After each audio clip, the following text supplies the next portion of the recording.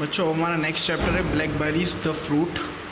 इससे पहले हमने एक पोएम की थी, इसके जो क्वेश्चन आंसर वो अभी तक मैंने भेजे नहीं हैं, लेकिन अब मैं इस वीडियो के जस्ट बाद में ही आपको ग्रुप पे सेंड कर दूंगा, तो आप वो वाले क्वेश्चन आंसर इसमें आप ये जो पोएम है Bessie songs to her daughter complete कर लीजिएगा। समझा तो मैंने दिए थे, बस आपको लिखने के लिए मैं भेज दूँगा। इसके बाद आते हैं अपन चैप्टर नंबर 8 पे, जो है ब्लैकबेरीज द फ्रूट। तो ये स्टोरी जो है क्या है आगे देखते हैं हम।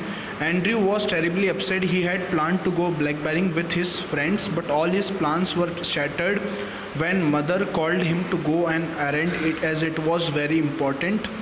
He sounded disappointed and said, "Mother, I had decided to go and pick juicy, ripe blackberries with Peter and Charlotte. I wanted you to make blackberry pie tomorrow. I simply love it. But now I have to drop my plan." हुआ क्या, Andrew जो बच्चा था वो बहुत ही ज़्यादा दुखी था, क्योंकि उसका जो प्लान था ब्लैकबेरिंग करने का, मतलब ब्लैकबेरी एक फ्रूट होता है, उसको तोड़ने जाने का अपने फ्रेंड्स के साथ, लेकिन उसके सारे प्लान्स कैंसिल हो गए थे, क्योंकि उनकी माँ ने उनसे बोला, उनकी मदर ने उनसे बोला कि तुम्हें एक ज़रूरी काम से तुम्हें बाहर जाना है। इस वजह से उसने फिर माँ से बोला कि मम्मी मुझे आज मैंने डिसाइड किया था कि हम मेरे जो दो दोस्त थे पीटर और शार्लेट, उनके साथ मैं ब्लैकबेरीज़ को तोड़ने जाऊंगा और उससे आप फिर मुझे केक बना के देंगी, लेकिन अब वो नहीं हो पाएगा क्योंकि मुझे अपना प्लान को कैंसिल करना पड़ेगा आपके ज़रूरी काम के लिए। लेकिन एंड्रू एक अच्छा बच्चा था, इसलिए उसने अपने प्लान को कैंसिल किया और माँ की बात सुनी। आगे लिखा है, I am sorry for that dear, but I have to send these books to Mr. Jonas today. As promised, you see it's urgent. She looked at Andrew as he made a long face. You don't look good with that front, smiled Andrew. She kept for book in a bag and continued, you will back by afternoon. You can go blackberrying some other day. तो उनकी माँ ने उससे माफ़ी मांगते हुए कहा, बेटा ये जो बुक है मुझे वो मिसेस जोनस के पास पहुँचानी है कैसे भी करके, क्योंकि आज मैंने उनको प्रॉमिस किया था और तुम जानते हो कि अर्जेंट है।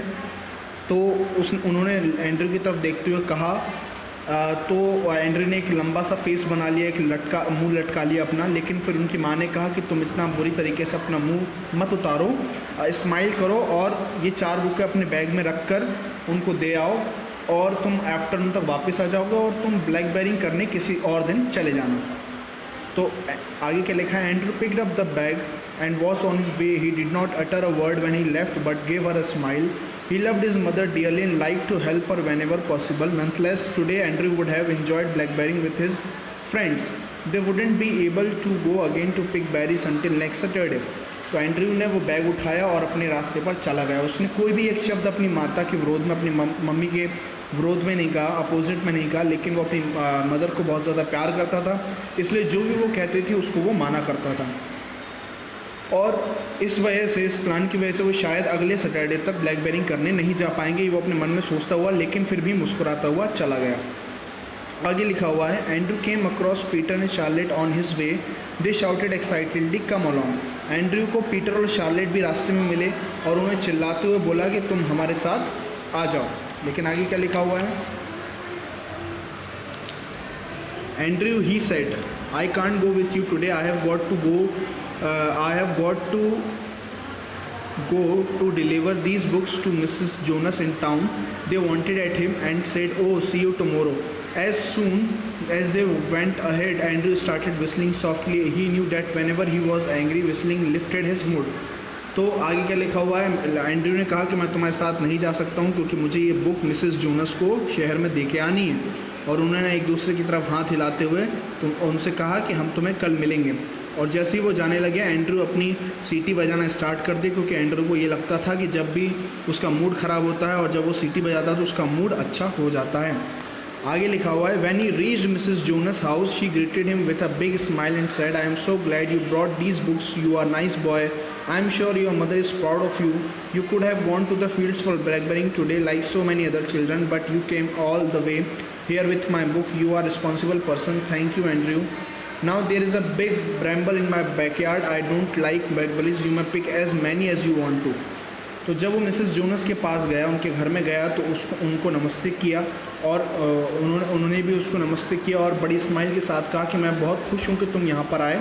तुम बाकी बच्चों की तरह ब्लैकबेरिंग करने नहीं गए जो तुम्हें बहुत ज़्यादा पसंद है, लेकिन अपनी माँ की बात मानते हुए तुम मुझे ये बुक देने आए। तुम बहुत ही ज़्यादा रिस्पॉन्सिबल, जिम्मेदार व्यक्ति हो।